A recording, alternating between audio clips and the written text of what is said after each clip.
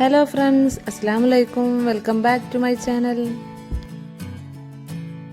ഇന്ന് ഞാൻ വന്നിട്ടുള്ളത് ഒരു മക്രോണി റെസിപ്പിയുമായിട്ടാണ്. നല്ല ടേസ്റ്റി ആയിട്ട് എങ്ങനെ മക്രോണി റെഡിയാക്കി എടുക്കാമെന്ന് നോക്കാം. ഇതിനു വേണ്ടി ഞാനിവിടെ 350 ഗ്രാമോളം മക്രോണിയാണ് എടുത്തിട്ടുള്ളത്. ഇത് വേവിച്ച് ഊറ്റിയെടുത്തിട്ടുള്ളതാണ്. ഇത് വേവിക്കുന്ന സമയത്ത് വെള്ളത്തിലേക്ക് ആവശ്യമായിട്ടുള്ള ഉപ്പും ഒരു 2-3 ടീസ്പൂണോളം സൺഫ്ലവർ ഓയിലും കൂടെ ആഡ് ചെയ്ത് കൊടുക്കണം. എന്നിട്ട് നന്നായിട്ട് വേവിച്ചെടുക്കുക. എന്നിട്ട് ഇതുപോലെ വെള്ളം വാരാനായിട്ട് മാറ്റി വെക്കാം. ഇനി ഇതിലേക്ക് അല്പം ചിക്കനാണ് റെഡിയാക്കി എടുക്കേണ്ടത്. ചിക്കൻ ഉപ്പിട്ട് വേവിച്ചെടുത്തിട്ടുള്ളതാണ്. എന്നിട്ട് ഇതുപോലെ ചെറിയ പീസസ് ആക്കി കട്ട് ചെയ്തെടുത്തിട്ട് അതിലേക്കൊരല്പം കുരുമുളക് പൊടി ചേർത്തിട്ട് ഒന്ന് നന്നായിട്ട് മിക്സ് ചെയ്തെടുക്കാം. ഇനി നമുക്ക് മക്രോണി റെഡിയാക്കി എടുക്കാം.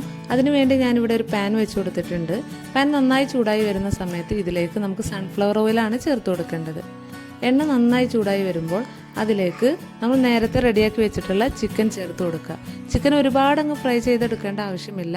ഒന്ന് ചെറുതായിട്ട് ഫ്രൈ ചെയ്തിട്ട് എണ്ണയിൽ നിന്ന് മാറ്റിയെടുക്കാം.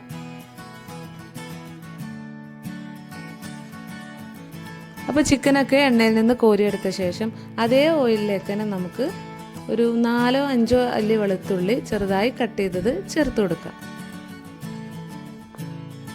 ഇത് നന്നായിട്ട് തന്നെ ഒന്ന് വഴറ്റിയെടുക്കണം. വെളുത്തുള്ളിയുടെ ആ റോസ്മെല്ലൊക്കെ ഒന്ന് മാറി വരുന്നത് വരെ വഴറ്റി കൊടുക്കാം. എന്നിട്ട് അതിലേക്ക് ഒരു വലിയ സവാള ചെറുതായിട്ട് കട്ട് ചെയ്തെടുത്തതും അതുപോലെ തന്നെ കനം കുറച്ച് എരിഞ്ഞിട്ടുള്ള ഒരു ക്യാരറ്റും ചേർത്ത് കൊടുക്കാം. ഇനി ഇത് രണ്ടും നന്നായിട്ടൊന്ന് വഴറ്റിയെടുക്കണം. ഇതിപ്പോൾ വഴന്നു വന്നിട്ടുണ്ട്. ഇനി ഇതിലേക്ക് ഒരു ക്യാപ്സിക്കം ചെറുതായി കട്ട് ചെയ്തെടുത്തതും ഒരു 2 മീഡിയം സൈസിലുള്ള തക്കാളി കനം കുറച്ച് കട്ട് ചെയ്തെടുത്തിട്ടുള്ളതും ചേർത്ത് കൊടുക്കാം. എന്നിട്ട് നല്ലോണം ഒന്ന് ഇളക്കി യോജിപ്പിച്ചെടുക്കുക. ഇനി ഇതിലേക്ക് ആവശ്യമായിട്ടുള്ള ഉപ്പും കൂടെ ചേർത്ത് കൊടുക്കാം. എന്നിട്ട് നന്നായിട്ട് തന്നെ ഇത് വഴറ്റിയെടുക്കണം. ഇപ്പോൾ ഏകദേശം ഒന്ന് വഴന്നു വന്നിട്ടുണ്ട്. ഇനി ഇതിലേക്ക് നമുക്കൊരു 1/2 ടീസ്പൂൺ മഞ്ഞൾപ്പൊടി ചേർത്ത് കൊടുക്കാം. അതുപോലെ ഒരു 1.5 ടീസ്പൂണോളം കാശ്മീരി മുളക് പൊടിയാണ് ചേർത്ത് കൊടുക്കുന്നത്. ഇനി ഇതൊന്ന് ഇളക്കി കൊടുക്കാം. ഇനി ഇതിലേക്ക് നമുക്കൊരു 1/2 ടീസ്പൂണോളം കുരുമുളക് പൊടി ചേർത്ത് കൊടുക്കാം. അതുപോലെ ഒരു 1/4 ടീസ്പൂണോളം ഗരം മസാലപ്പൊടി കൂടെ ചേർത്ത് കൊടുക്കാം. എന്നിട്ട് നന്നായിട്ടൊന്ന് വഴറ്റി കൊടുക്കാം. ഇതിൻ്റെ ഒരു റോസ്മെല്ലൊക്കെ മാറുന്നത് വരെ വഴറ്റി കൊടുക്കാം.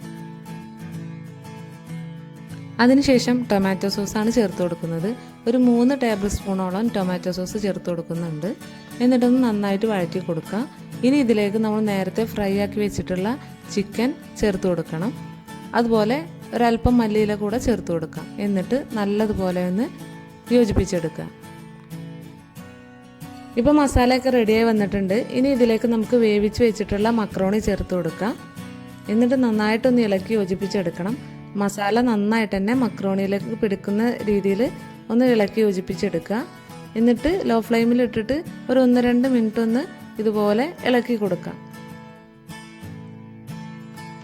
അപ്പോൾ നമ്മുടെ ടേസ്റ്റി ആയിട്ടുള്ള മക്രോണി ഇവിടെ റെഡി ആയിട്ടുണ്ട്. നിങ്ങൾ ഇതുപോലെ ഒന്ന് തയ്യാറാക്കി നോക്കുക. എന്നിട്ട് ഫീഡ്ബാക്കൊക്കെ കമൻറ്റായിട്ട് അറിയിക്കുക. നിങ്ങൾക്ക് എൻ്റെ വീഡിയോ ഇഷ്ടപ്പെട്ടിട്ടുണ്ടെങ്കിൽ തീർച്ചയായിട്ടും ലൈക്ക് ചെയ്യുക, ഷെയർ ചെയ്യുക, കമൻറ്റ് ചെയ്യുക, സബ്സ്ക്രൈബ് ചെയ്യുക. സബ്സ്ക്രൈബ് ബട്ടൻ്റെ തൊട്ടപ്പുറത്ത് കാണുന്ന ബെല്ലൈക്കൺ പ്രസ് ചെയ്തിട്ട് അതിലോൾ എന്ന ഓപ്ഷൻ സെലക്ട് ചെയ്യുക. ഇൻഷാ അല്ലാഹ് മറ്റൊരു വീഡിയോയുമായി ഞാൻ വീണ്ടും വരും. താങ്ക്